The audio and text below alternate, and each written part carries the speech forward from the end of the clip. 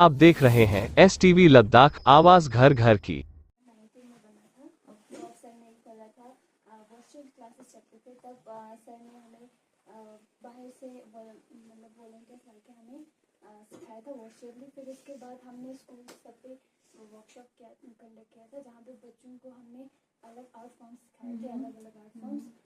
फिर उसके बाद हमने इसी साल हम 2015 में 2023 में हमने वॉल पेंटिंग शुरू किया और हमने 60+ स्कूल पे वॉल पेंटिंग किया है। और अभी ये सर जो है हमें बाहर से वॉलंटियर लाते हैं और सिखाते हैं अलग अलग पेंटिंग्स और पर्सनालिटी डेवलपमेंट की क्लासेस। तो अभी तक आपने डिफरेंट आर्ट फॉर्म्स कौन कौन सी सीखी हैं? हमने नोटन या नोटन? नोटन ब्लैक एंड व्हाइट ना? नोटन। और जो वाटर कलर और कैनवास पे सिर्फ का ज़्यादा बची बात नहीं। Mural art. ओके, तो अब आजकल जो ये तो बहुत ही ट्रेडिशनल है, ऑयल पेंटिंग हो गया, जैसे वाटर कलर मीडियम है, अभी जैसे नए न्यू आए हैं एक्रेलिक कलर्स, देखिए very fast result, you know, quick drawing medium है वो। तो अब उसके बाद आपने कभी मिक्स मीडिया ट्राई किया आप में से किसी ने? Mix media is like, you know, 2-3 different आपने मीडियम्स यूज करें, जैसे आपने pencil and acrylic, oil pastel, इन सबको मिक्स करके, या कोलाज? नहीं, ओके, तो आपको जैसे अगर आप आर्ट सीख रहे हैं तो आपको डिफरेंट मीडियम्स पता होने चाहिए कि क्या क्या आर्ट फॉर्म्स क्या क्या हैं, right?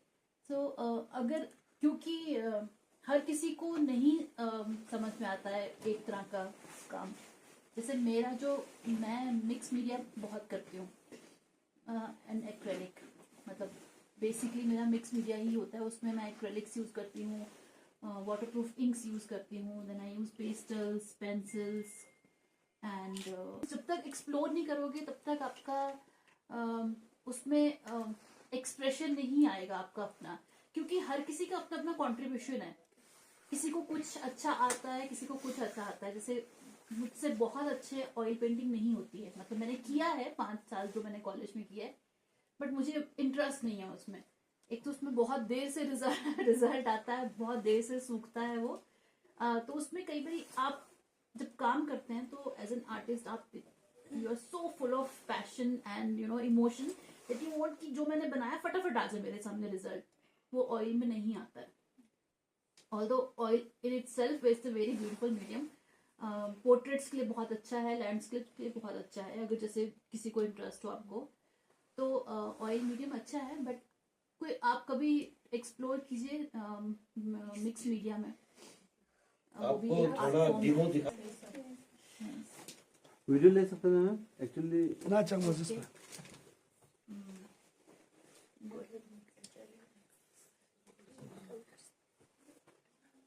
This is also on canvas. Mahadev बनाया। हाँ, वही तो देख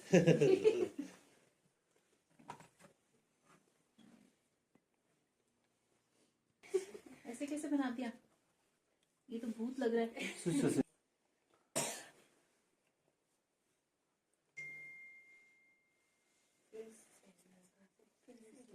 ये किसने बनाया ये? आप एक जगह खड़े हो, ओके, आप लोगों को बहुत बेसिक से सिखा, बेसिक। हाँ, प्रपोर्शंस की भी प्रॉब्लम है।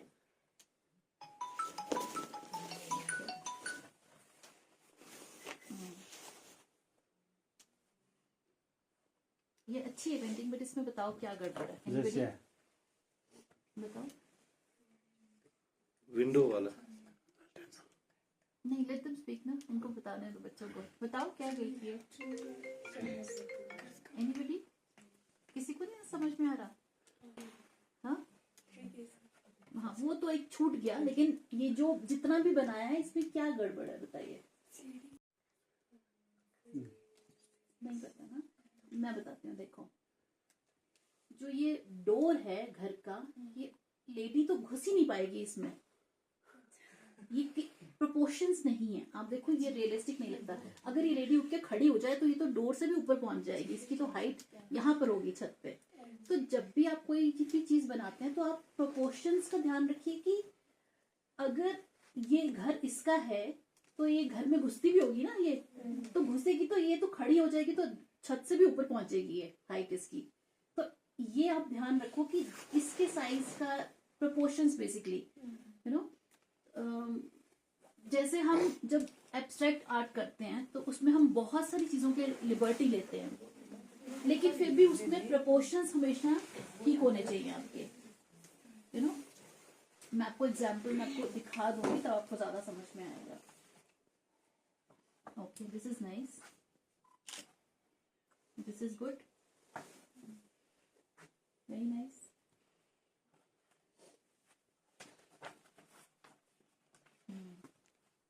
ये वो है ना शांति स्तूप है ना? Yes.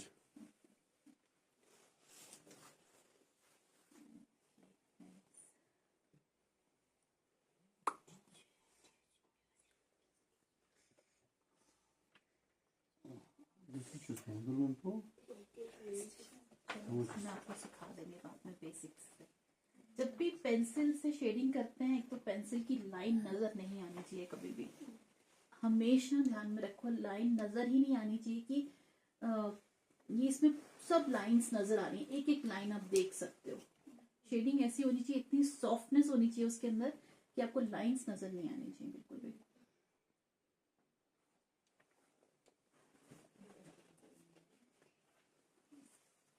Okay, this is good. ठीक है, पोस्टर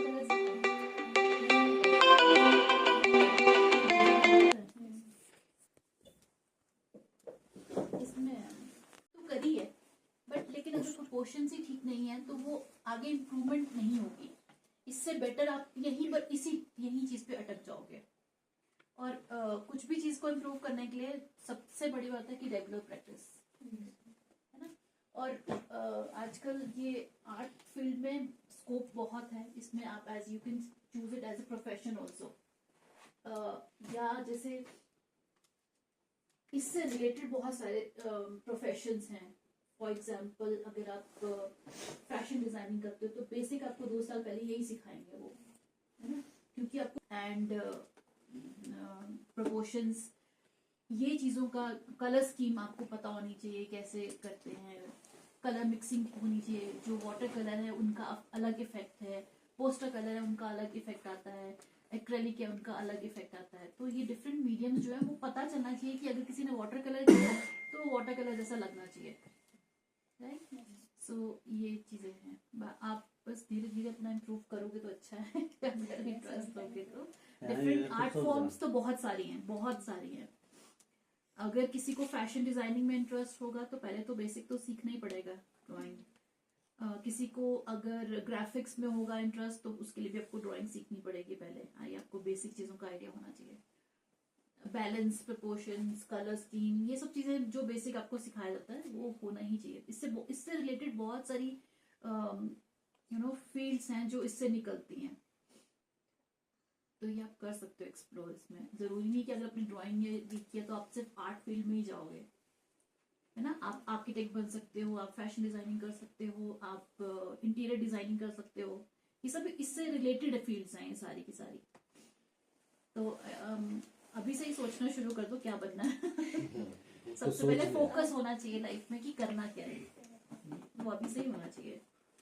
अभी थोड़ा सा सिखाएगी मैम, इससे ही आता है। अच्छा, all actually my friends they send अच्छा, ओके, वॉलंटियरली इसका जो काम देख के ना लोग वहाँ से भेज देते हैं। Okay, nice. तो जो जरूरत होगा ये बता यहाँ पे मिलना मुश्किल होता है।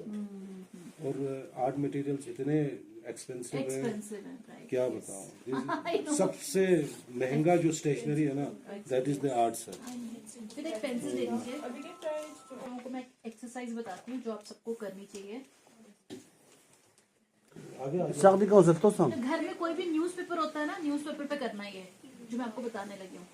न्यूज़पेपर का जैसे फोल्ड कर लेना 1/4 उसको इतना साइज में ले आना और लाइंस लगाना ऊपर से नीचे, ठीक है। ये प्रैक्टिस करनी है, ऊपर से नीचे, फिर धीरे धीरे पहले, फिर नीचे से ऊपर, स्ट्रेट आए नहीं है वो उससे कोई फर्क नहीं पड़ेगा। जब हम लिखते हैं तो हम ऐसे लिखते हैं फिंगर्स से, जब हम ड्राइंग करते हैं तो हम ऐसे यहाँ से ड्राइंग करते हैं हमेशा। तो आपकी इसमें वो लाने के लिए ना, फ्लेक्सिबिलिटी लाने के लिए, ताकि आपका ये फ्लेक्सिबली चले आपका हाथ, ये हम एक्सरसाइज करते हैं। उसके बाद आपको यहाँ से यहाँ करना है लाइन ऐसे, फिर ये ऐसे दोनों तरफ से, फिर नीचे से डायगनली ये यहाँ से, फिर आप ये करने के बाद आप छोटे छोटे सर्कल्स ड्रॉ करो, छोटे छोटे सर्कल्स, ठीक है। ये बड़ा सा बड़ा सो छोटा। हम जब ड्राइंग करना शुरू करते हैं तो कोई भी सर्कल आपका परफेक्ट नहीं बनता, आप हमेशा से लाइंस लगाते हो, उसके बाद ये बन गया आपका परफेक्ट सर्कल। शेप जो है वो तीन है, सर्कल, स्क्वायर एंड ट्रायंगल। जब भी आप ड्राइंग करते हैं तो आपको इन्हीं तीन शेप्स को देखना है किसी भी फिगर में।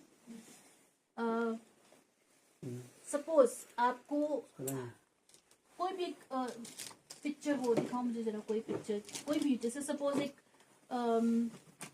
एलिफेंट है, बिल्ली है या डॉग है, कोई भी तो उसमें आप बेसिक शेप्स देखो कि मैं उसको ब्रेक करो उस इमेज को, लाइक तो आप उसको ब्रेक करके, अच्छा ठीक है, ये उसकी बॉडी हेड है, ये उसकी पूरी बॉडी है ऐसे, ठीक है, यहाँ पे इसकी टेल है, ये इसकी लेग्स हैं, यहाँ पर हमने ऐसे करके बना दिया, ठीक है, ये हमने बेसिक कर दिया।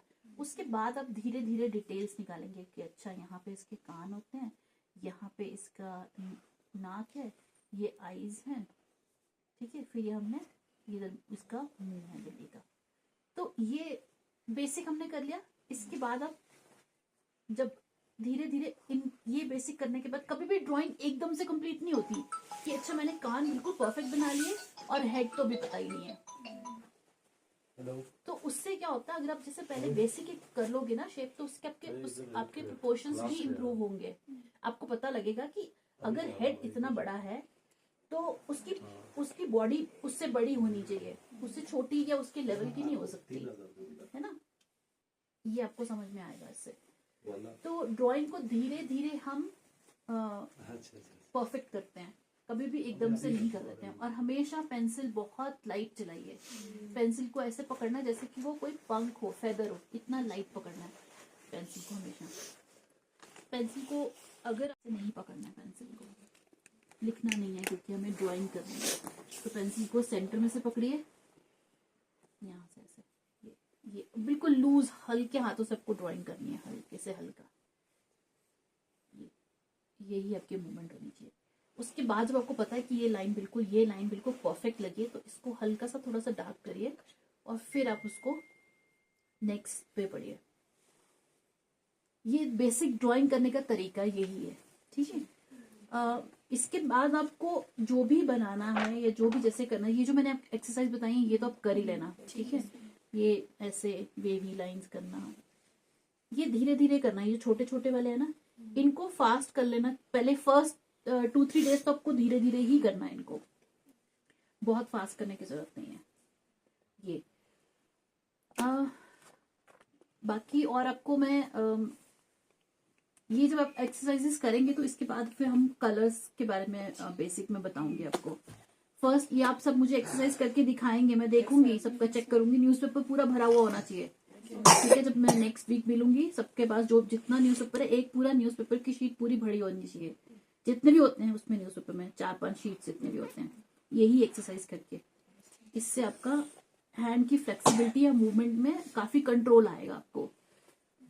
बेसिकली ड्राइंग करने का मतलब क्या है कि आपके हाथ का कंट्रोल उतना ही इंक्रीज होगा कि आप कुछ भी बना रहे हैं तो इससे आपको आ जाएगा, ठीक है। Thank you. ये पेपर या कुछ बहुत एक्सपेंसिव मटेरियल नहीं चाहिए इसके लिए, सिर्फ पेंसिल और न्यूज़पेपर, ठीक है। अभी इनिशियली हम जो भी ड्राइंग्स करेंगे सब न्यूज़पेपर पे करेंगे। नेक्स्ट टाइम आप जब आओगे अपने साथ न्यूज़पेपर लेके आना, जिसमें आपने एक्सरसाइज करिए वो, और एक खाली न्यूज़पेपर, ठीक है। हम अभी सिर्फ न्यूज़पेपर पे करेंगे, हम मटेरियल वेस्ट नहीं करेंगे। इसका रहेंगे। मैम आप चाय लोगी? नहीं